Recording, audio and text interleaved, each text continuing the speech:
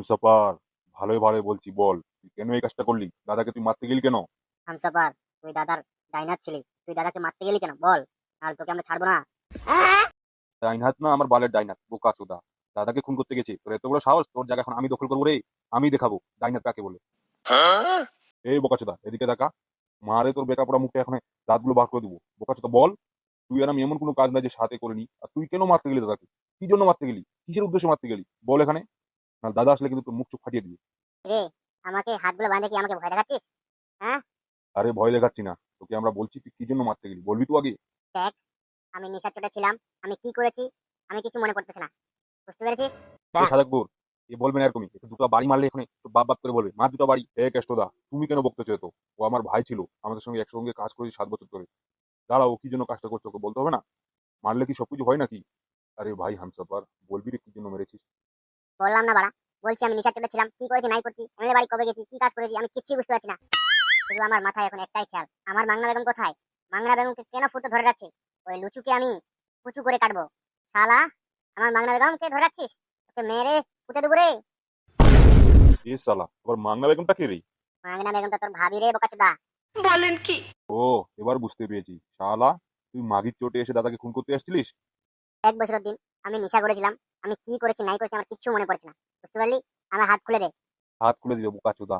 তুই যে এমনি তাকে খুন করে হসপিটালে ভর্তি করে রাখছিস, এটা আবার তোর খেয়াল আছে? শালা এখন নাটক করতে দে শালা। এ সাদাকুর, একে এইসব না করে দাদাকে ফোন কর, দাদা একে এসে মারবে। এই শালা কার জন্য কি করেছে কিছুই তো বলছে না। দাদাকে আসতে দে, তারপর দাদা একে বলবে। দাদা আমি দাদাকে ফোন করি, দাদাই আর শাস্তি ভালো করে দেবে, তাছাড়া এ কাকেও ভয় করবে না। হ্যালো বড় ভাই। হ্যাঁ সাদাকুকুর বল। দাদা হামসাফারকে আমরা অনেক মার দিয়েছি, কিন্তু তাও ও বলতেছে না যে কি জন্য তোমাকে খুন করছে। শুধু একটাই কথা বলতেছে, সে নিশা চোটে ছিল, সে কি করেছে তার কিচ্ছুই মনে পড়ছে না। তো দাদা আমরা এখন কি করবো? ওই হামসাফারের শুয়োর বাচ্চাটাকে ওখানে বাঁধে রাখ, আর তোরা বিকেলবেলা চলে আয়, বিকেলবেলা আমার ডিসচার্জ হয়ে যাবে হসপিটাল থেকে। বুঝতে পেরেছিস? বাকিটা আমি গিয়ে দেখবো। ওকে দাদা। কিরে সাদাকুর, কি বললো দাদা? দাদা বললো এই মালটাকে এখানে বাঁধে রাখ, আর দাদা 4টার দিকে আনতে যেতে বললো। ঠিক আছে তাহলে চল।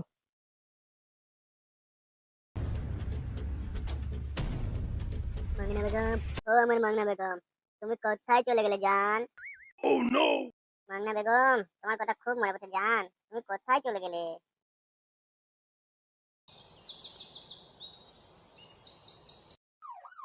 স্যার আপনি একদম টেনশন নেবেন না, আমরা ঠিক টাইম হসপিটাল পৌঁছে যাবো। এসপি একটু তাড়াতাড়ি গাড়ি চালা জোরে। চালাচ্ছি বাড়া, আর কত জোরে গাড়ি চালাবো?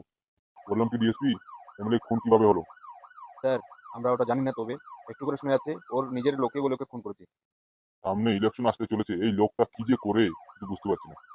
এই তো স্যার চলে এসেছি পাকানপুর হসপিটাল।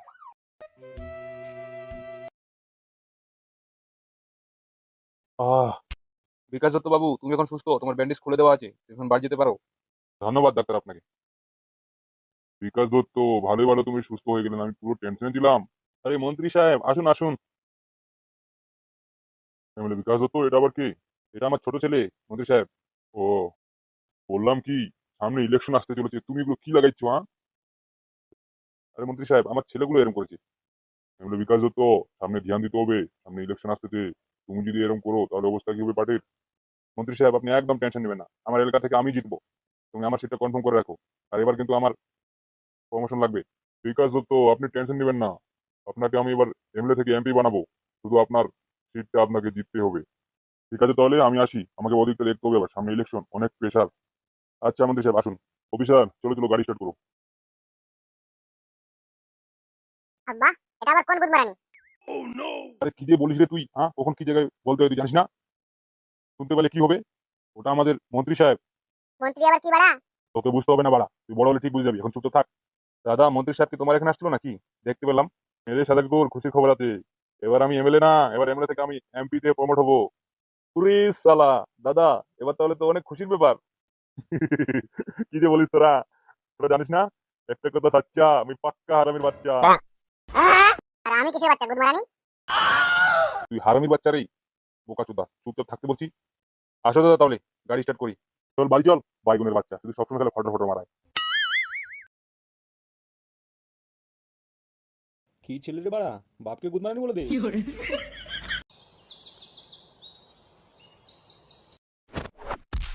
বল গুদমারানি, তুই আমাকে খুন করছিস কেন? কি জন্য খুন করলি? ও বাবা গো, ও মা গো, ও বাবা গো, লাগছে। আহা! তো বেরে শালা তোকে আজকে মেরে ফেলবো। তোর এত বড় কলিজা, তুই আমাকে ফোন করলি? ও বাবা গো, ও মা গো। আহ, আহ, মরে গেলাম রে। বল, শালা বল, কেন আমাকে ফোন করছিলিস? দাদা, আমি সত্যি বলছি দাদা, আমি নেশা চটেছিলাম। আমি কি করছি, কি করেছি, আমার কিচ্ছু মনে পড়ছে না। দাদা একে এইভাবে মারলে হবে না। তবে আর কিভাবে মারবো রে? দাদা ডান্ডাটা দিয়ে মাথাতে দুটো বাড়ি মারবে, ঠান্ডা হয়ে যাবে এখনই। তবে ওটাই করবো না কি রে শালু? লাগছে লাগছে। বল, কি জন্য আমাকে ফোন করছিলিস? বল, তবে আজকে তোকে মেরে ফেলবো রে। দাদা, সত্যি বলতেছি, আমার কিচ্ছু মনে পড়ছে না। আমি নেশা চটে কি করেছি আমার কিচ্ছু মনে পড়ছে না। তবে আমার একটা কথা মনে আছে, আমার মাংনা বেগম কোথায়? আমার মাংনা বেগম চাই। এই মাংনা বেগমটা কে আবার? দাদা ওটা ওর নয়া মাল পটিয়েছে। কি বলিস রে? হ্যাঁ দাদা ও নয়া মাল পটিয়েছে, লকপক করবে বলে। কি রে সত্যি? আমি মাংনা বেগমকে বিয়ে করবো দাদা। তোকে আমি বলেছিলাম না ইলেকশনের পর তোর বিয়ে দিয়ে দিবো? তো তুই এর আগে কেন তাতে লক্ষ লক্ষ করার জন্য পাগল হয়ে গেছিস? তুমি দিনে রাতে একবার ছোট বউর কাছে শুবে, একবার বড় বউর কাছে শুবে। তুমি দিন রাতে লকপক করবে, আর আমরা মানুষ না, আমরা লকপক করতে পারবো না? এটা আমার ব্যক্তিগত ব্যাপার, আমি কার সঙ্গে লকপক করবো নাই করবো। হ্যালো, ঠিক আছে তুই লক্ষ্য করলি, কিন্তু আমাকে খুন করতে গেলু কেন বল? বললাম তো বাড়া, আমি নেশা চটেছিলাম। তোমাকে কি মনে করে আমি খুন করেছি সেটা আমিও জানি না। ভাবলাম শালুটাকে ইলেকশন আসতে সামনে, সামনে কোথাও একটা ভালো দেখে শালুটাকে বিয়ে দিয়ে দিবো। এই শালু তো আগে আগে চলে গেছে রে। শালা কুকুর, এক কাজ কর, এই আমার কোথায় অমান্য করেছে না, এই মাংনা বেগমটাকে একে ধরে আন আর একে দুনিয়া থেকে সরাই দে। এই মাংনা বেগমকে হাত দিতে যাস না, নাহলে তোদের হাত কেটে দিবো আমি। এটাই তোর উপযুক্ত শাস্তি। তুই মাংনা বেগমের জন্য খুব বেড়ে গেছিস না, তুই মাংনা বেগমকে আমি দুনিয়া থেকে উঠাই দিব। যত সব ওই নষ্টের গোড়া, ওকে দুনিয়া থেকে সরাই দিব। যদি মাংনা বেগমকে তুমি দুনিয়া থেকে সরাই দাও দাদা, তাহলে তোমাকেও আমি দুনিয়া থেকে সরাই দিব। এটা আমি তোমাকে চ্যালেঞ্জ করলাম।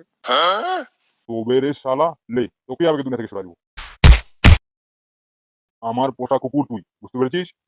আমার খাস, আমার টাকা পয়সা নিয়ে ফুটানি করিস, আর আমাকে তুই দুনিয়া থেকে সরাতে চাস? তোর এত বড় কলিজা! তোমাকে আমি কতবার করে বললাম যে আমার বিয়ে দিয়ে দাও, আমার বিয়ে দিয়ে দাও। তোমার জন্য আমার প্রিয়াঙ্কা চলে গেল আমার হাত থেকে, আমার এটাও চলে যাবে নাকি?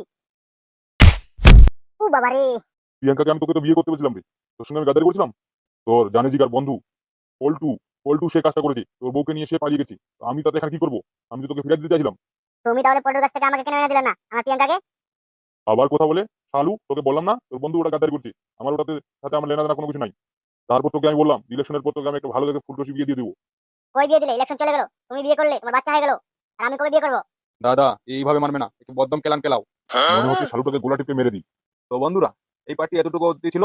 চ্যানেলে নতুন হয়ে থাকলে চ্যানেলটা সাবস্ক্রাইব করে পাশে থাকুন। তোমাদের হাসানা দিতে শুধু আমাদের, আর টুকি মারা ভিডিও দেওয়া শুধু আমাদের। দেখা হচ্ছে তাহলে পরের পার্টে। বলেন কি?